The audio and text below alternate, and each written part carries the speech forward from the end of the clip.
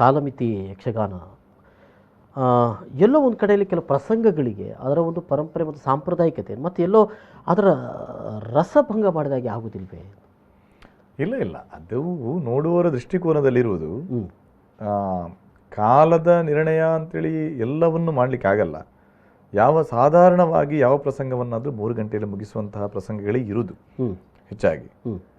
ಮೊದಲೆಲ್ಲ ಏನಂತ ಹೇಳಿದರೆ ವೆಹಿಕಲ್ಗಳ ವ್ಯವಸ್ಥೆ ಇರಲಿಲ್ಲ, ರಾತ್ರಿ ಬಂದವರು ಬೆಳಿಗ್ಗೆ ಹೋಗಬೇಕು, ಇಂಥ ಪರಿಸ್ಥಿತಿಗಳಿತ್ತು. ಬಂದವರಿಗೆ ಕೂಡ ಬೆಳಿಗ್ಗೆವರೆಗೆ ಆಟ ಆಗದಿದ್ದರೆ ಅಂಥ ಪರಿಸ್ಥಿತಿಗಳೆಲ್ಲ ಕೆಲವು ಜಾಗಗಳು ಈಗಲೂ ಇವೆ. ಮತ್ತು ಯಕ್ಷಗಾನದ ಒಂದು ಕಲೆಗೆ ಸೂಕ್ತವಾದ ಒಂದು ಸಮಯ ಮಧ್ಯರಾತ್ರಿ 2 ಗಂಟೆಯ ನಂತರ ಅಂತಲೇ ಅದು ನಾವು ತಿಳ್ಕೋಬೇಕಾದ ಒಂದು ಸತ್ಯ. ಯಾಕಂತ ಹೇಳಿದ್ರೆ ಅಷ್ಟು ಪ್ರಶಾಂತವಾದ ವಾತಾವರಣ ಮತ್ತು ಆ ನೀರವ ಮೌನದಲ್ಲಿ ಒಂದು ಈ ಕಲೆಯ ಒಂದು ಸೊಗಡು ಬೇರೆ, ಅದು ಭಾರಿ ಚಂದವಾಗಿ ಕಾಣುತ್ತೆ. ಈಗಂದ್ರೆ ನಾವು ಕಾಲಕ್ಕೆ ಸ್ವಲ್ಪ ಹೋಗಿಕೊಳ್ಳೇಬೇಕಾಗತ್ತೆ. ದಿನನಿತ್ಯ ನಿದ್ದೆ ಕೆಡುವವರು ಇಲ್ಲ, ನಿದ್ದೆ ಕೆಟ್ಟರೆ ಅವನ ಆರೋಗ್ಯ ಉಳಿಯುವುದಿಲ್ಲ. ಆದರೆ ದೇವಿ ಮಹಾತ್ಮೆ ಅಂತ ಒಂದು ಪ್ರಸಂಗವನ್ನು ನಮಗೆ ನೋಡಿ ಒಂದು ರಾತ್ರಿಯಿಂದ ಬೆಳಗಿನ ತನಕ ನೋಡಿ ಅದು ಎಲ್ಲೋ ಬಹಳ ಒಂಥರ ಎಡಿಟ್ ಮಾಡಲಾಗಿದೆ ಅಂತ. ಅದು ಹೇಗೆ ಗೊತ್ತಾ, ಈಗ ಮೊದಲೆಲ್ಲ 7 ದಿವಸದ ದೇವಿ ಮಹಾತ್ಮೆ ಆಗ್ತಾ ಇತ್ತು, 5 ದಿವಸದ ದೇವಿ ಮಹಾತ್ಮೆ ಆಗ್ತಾ ಇತ್ತು.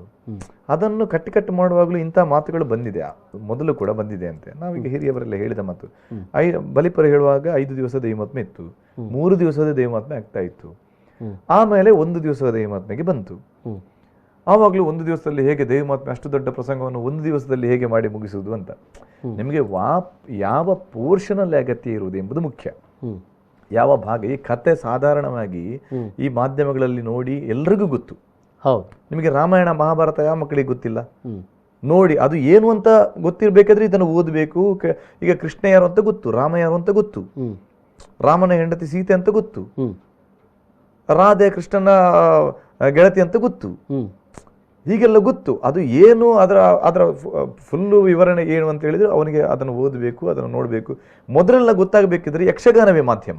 ಹಾಗಿದ್ರೆ ನೀವೇ ಹೇಳುವ ಹಾಗೆ ಒಂದು ರಾತ್ರಿಯಿಂದ ಬೆಳಗ್ಗಿನಿಂದ ಬರುವಂಥ ಒಂದು ಪ್ರಸಂಗ ಏನಿದೆ ಅದೊಂದು 6 ದಿನದ ಪ್ರಸಂಗವನ್ನು ಚೊಕ್ಕದು ಮಾಡಿರುವಂಥದ್ದು. ಹಾಗಾಗಿ ನಮಗೆ ಅದು ಎಲ್ಲೋ ಇವನು ಮಹಿಷಾಸುರ ವಧೆ ಅಥವಾ ಶುಂಭಾನಿಶುಂಭ ಅಥವಾ ಮೊದಲ ಭಾಗ ಮಧುಗೈತಪರು ಇದೆಲ್ಲವೂ ಕೂಡ ಅದನ್ನು ಕೂಡ ಬಹಳ ಸಂಕ್ಷಿಪ್ತ ಮಾಡಿಕೊಳ್ಳಲಾಗಿರುವಂಥ ಭಾಗಗಳು ಮಾಡಿಕೊಂಡೇ ಹಾಗೆ ಬಂದದ್ದು. ಮೊದಲು ಮಧುಗೈಟವರ ವಧೆ ಒಂದು ಇಡೀ ರಾತ್ರಿ ಮಧುಗೈಟವರ ವಧೆ ಆಗ್ತಾ ಇತ್ತು, ನಮಗೆ ಗುರುಗಳಾದ ಬಲಿಪುರ ಹೇಳಿದಂಥ ಮಾತು.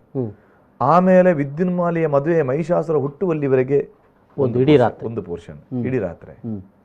ಆಮೇಲೆ ಮಹಿಷಾಸುರನ ಎಂಟ್ರಿಯಿಂದ ಮಹಿಷ ವಧೆವರೆಗೆ ಒಂದು ಇಡೀ ರಾತ್ರಿ.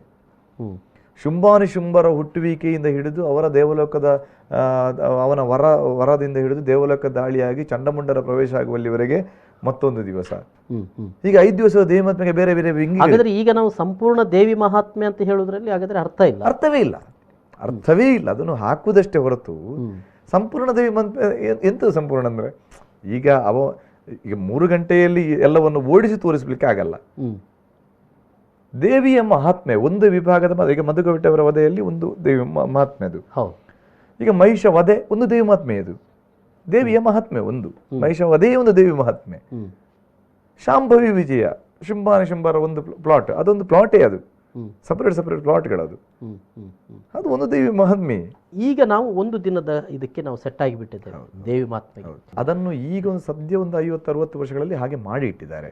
1-1.5 ಗಂಟೆ ಆಗುವಾಗ ಮಹಿಷಾಸುರ ಬರುವುದು, ಮಧ್ಯರಾತ್ರಿ ಆಗುವಾಗ, ಮತ್ತೊಂದು 3 ಗಂಟೆ ಆಗುವಾಗ ದೇವಿ ಪ್ರತ್ಯಕ್ಷ ಆಗಿ ಮಹಿಷವಧೆ ಆಗುವುದು, ಬೆಳಗ್ಗಿನ ಕಾಲಕ್ಕೆ ಚಂಡಮುಂಡರು ರಕ್ತ ಬೀಜ ಬರುವಾಗ ಅದೊಂದು ಜನಗಳು ಅದಕ್ಕೆ ಒಂದು ಮೈಂಡ್ ಸೆಟ್ ಆಗಿ ಹೋಗಿದ್ದಾರೆ. ಈಗ ಮಧ್ಯಾಹ್ನ ಆಟ ಆಗುದಿಲ್ವಾ? ಈಗ ಮಧ್ಯಾಹ್ನ 2 ಗಂಟೆಗೆ ಸ್ಟಾರ್ಟ್ ಆಗಿ 7 ಗಂಟೆವರೆಗೆ ಆಟ ಆಗುತ್ತೆ, ಇಡೀ ದೇವಿ ಮಹಾತ್ಮೆ ಆಟ ಆಗುತ್ತೆ 6-7 ಗಂಟೆಯಲ್ಲಿ. ಸರಿ, ಜನಗಳು ಅದನ್ನು ನೋಡ್ತಾರೆ, ಇಷ್ಟಪಡ್ತಾರೆ. ಅಲ್ಲಿ ಕಥೆಯೇ ಮುಖ್ಯ ಹೊರತು ಮತ್ತೆ ಆಲಿಸುವವನು ನೋಡುವವನ ದೃಷ್ಟಿ, ಯಾವುದೇ ಸೌಂದರ್ಯ ಇರಲಿ, ಯಾವುದರ ಸೌಂದರ್ಯವೂ ಇರಲಿ, ನೋಡುವವನ ದೃಷ್ಟಿಯಲ್ಲಿರುವುದು ಅಂತ. ಈ ಬದಲಾದಂಥ ಒಂದು ಸನ್ನಿವೇಶಗಳು ಕೂಡ ಬಹುಶಃ ಯಕ್ಷಗಾನದ ಒಂದು ರಾತ್ರಿಯಿಂದ ಬೆಳಗಿನ ತನಕ ನೋಡುವಂಥ ಒಂದು ಕಲೆ ಇದ್ದರೆ ಅದು ಯಕ್ಷಗಾನ, ಅದು ಇರುವುದು ಕರಾವಳಿಯಲ್ಲಿ ಮಾತ್ರ ಇರೋದು. ಸತ್ಯವೇ.